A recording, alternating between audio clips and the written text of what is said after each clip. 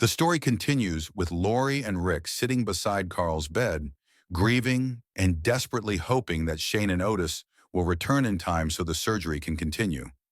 Lori urges Rick to eat, reminding him that he has skipped several meals and needs to keep his strength up. Meanwhile, back at the RV, Daryl struggles to fall asleep and hears Carol crying softly in her tent. Feeling sympathy for her, he gets up and tells Andrea he is going outside to continue looking for Sophia, and Andrea insists on coming along. At the school, Shane and Otis are cornered inside a gym and begin planning their escape. Shane suggests they go out a window together, but Otis says the opening is too small for him and proposes that Shane escape first while he searches for another way out through the locker room, where the windows are larger. They agree to meet again outside at the field. Otis fires several shots to distract the walkers and runs off while Shane climbs through the window, tossing the medical bags down to judge the drop. As he climbs out, a walker grabs his arm, forcing him to shoot it before falling and injuring his leg on impact. Back at the farmhouse, T-Dog and Glenn arrive and are greeted by Maggie, who brings them inside to see Carl as Hershel checks on his condition. Hershel warns Rick that Carl is running out of time and that the wound is beginning to show signs of infection. He explains they may soon have to decide whether to operate without a respirator, even though the odds of success are extremely low. In the woods, Daryl and Andrea continue searching for Sophia, with Andrea expressing doubt that the girl can still be found alive. Daryl responds by sharing that he once got lost when he was even younger than Sophia and managed to survive, believing there is still hope. Back at the house, Lori quietly considers whether letting Carl go might be kinder than forcing him to grow up in a world overrun by walkers. But Rick firmly objects, insisting they should never give up on their son. At the school, Shane limps toward the rendezvous point and realizes Otis is missing, only to be surrounded by walkers until Otis suddenly reappears and saves him. The two reunite and make their way toward the truck with only one round left each. At the farmhouse, Carl wakes briefly and tells Lori about the deer he saw before suddenly suffering a seizure. Hershel instructs Rick and Lori not to restrain him, explaining it would only cause more harm. Carl's blood pressure continues to drop, and Hershel says another transfusion is needed.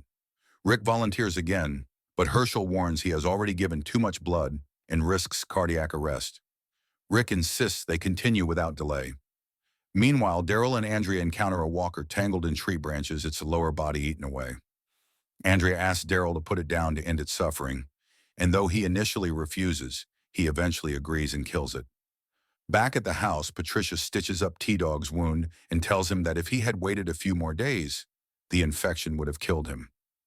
Glenn steps outside alone and is followed by Maggie, who asks why he is by himself. Glenn admits he is trying to pray for everyone, even though he is not religious. Maggie smiles and cryptically tells him that he needs to survive no matter what happens to the others, leaving Glenn confused. Inside, Rick reassures Lori that they must keep fighting for Carl together and that giving up is not an option. At the school, Shane and Otis struggle to run as both are injured. Shane tells Otis to take the medical bag and leave him behind, but Otis refuses and helps Shane toward the truck. Back at the farmhouse, Hershel tells Rick and Lori that Carl is out of time and asks for their final decision. They agree to proceed without the respirator, but just as Hershel is about to begin, a truck pulls up outside. Shane returns alone, visibly shaken.